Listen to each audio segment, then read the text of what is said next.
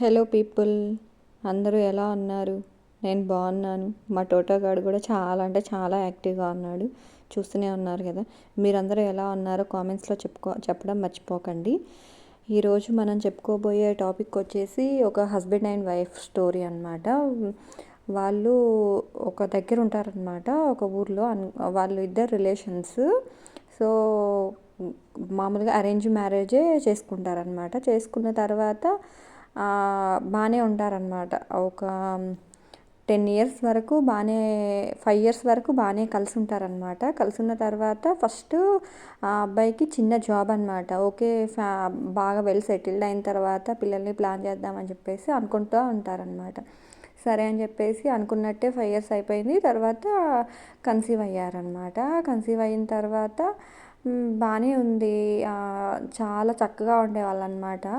ఇద్దరు చూడడానికి కూడా చాలా అంటే చాలా చక్కగా ఉండేవాళ్ళు. ఎటు వచ్చినా కానీ బాగా కలిసి వచ్చేవాళ్ళు. చాలా అంటే చాలా బాగుండేవాళ్ళు. అసలు ఎవరైనా చూస్తే వీళ్ళకు దిష్టి తగిలిద్దేమో అన్నట్టు ఉండేది వాళ్ళ పేరు కూడా. అసలు ఎంత బాగుండేవాళ్ళు ఒకరికొకరు. అసలు ఎక్కడికన్నా వచ్చినా కానీ చాలా అంటే చాలా బాగుండేవాళ్ళు.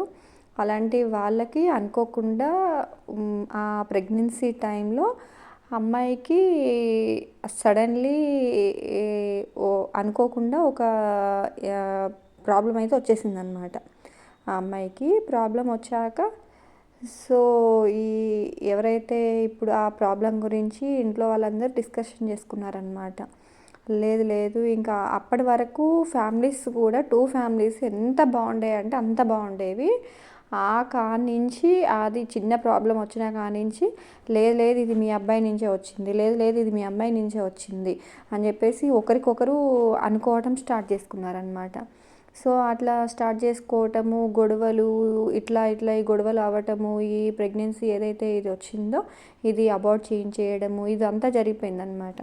జరిగిపోయిన తర్వాత అది అలాగే కంటిన్యూ అవుతూ ఉంది. కాకపోతే వీళ్ళిద్దరికి మాత్రం ఎవరైతే ఇప్పుడు ఫ్యామిలీస్కి అయితే ఇష్టం లేదు, కాకపోతే మన ఈ ఇద్దరు హస్బెండ్ అండ్ వైఫ్కి మాత్రం సరే అది ఏదన్నా జరగని చెప్పేసి వీళ్ళకు ఒకరంటే ఒకరికి సచ్చాంత ప్రాణం అనమాట.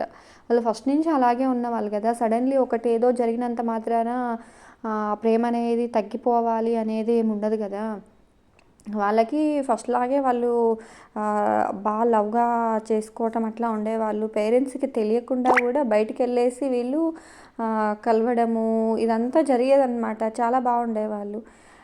అలా అలా అలా వీళ్ళకు ఆ అబ్బాయి ఫ్యామిలీకి తెలిసిపోయిందనమాట. మనం ఏది చేస్తున్నా ఇట్లా ఉన్నా కానీ వీళ్ళు బయట అనేది కలుస్తున్నారు అని చెప్పేసి అబ్బాయి మనసు ఎలాగైనా సరే చేంజ్ చేయాలి అని చెప్పేసి సో ఈ అబ్బాయిని టోటల్గా చిన్నగా ఈ అబ్బాయిని మార్చడము, దీని త్రూ వాళ్ళకు ఇద్దరికి విడాకులు ఇప్పియాలని చెప్పేసి ఎలా అంటే ఆ అబ్బాయికి తెలియకుండానే నీ గురించి ఇలా అన్నారు అలా అన్నారు అని చెప్పేసి ఆ అమ్మాయి ఏదో ఈ అబ్బాయి మీద బ్యాడ్గా చెప్పింది అన్నట్టుగా ఇలా ఇలా ఇలా ఇలా ఈ అబ్బాయికి ఫుల్గా ఎక్కిచ్చేస్తారనమాట. మైండ్ మొత్తం పొల్యూట్ అయిపోయింది అబ్బాయికి. అయిపోయాక కూడా అంటే పొల్యూట్ చేస్తున్నారు, కాకపోతే ఈ అబ్బాయికి ఎక్కడో 1% లోపల ఒక్క 1% తనకి ఇష్టం అనేది ఉందన్నమాట. మొత్తం ఇష్టం అనేది చచ్చిపోలేదన్నమాట. అలాగే కంటిన్యూగా అట్లాగే ఉంది. కానీ ఇక ఏం చేయలేని సిచ్యువేషన్లో విడాకులకి ఇద్దరు మ్యూచువల్ అండర్స్టాండింగ్కి వెళ్ళారు. విడాకులకి అప్లై చేసుకున్నారు. విడాకులు వచ్చేసాయి. అబ్బాయి ఎవరైతే ఉన్నారో అబ్బాయి కూడా రీసెంట్గా మ్యారేజ్ కూడా చేసుకోవటం జరిగిందనమాట. అలా ఉంటాయండి జీవితాలు. అసలు వాళ్ళకి కలిసి ఉన్నప్పుడు వీళ్ళకేంటి ప్రాబ్లం, వాళ్ళ పాటికి వాళ్ళని వదిలేస్తే సరిపోయేది కదా. ఎందుకు అలా ఒకరిని ఇబ్బంది పెట్టడం అనిపిస్తుంది ఒక్కొక్కసారి. అసలు ఆ సిచ్యువేషన్ తలుచుకుంటే అసలు ఎంత అంటే అంత బాధేస్తుంది అసలు. కానీ మనము ఏం ఇన్వాల్వ్ అయ్యి మనం చేసే అంత ఏం లేదు కదా. సో లీవ్ ఇట్ అంతే. ఓకే అండి, బాయ్. నచ్చితే సబ్స్క్రైబ్ చేసుకోండి. Bye friends.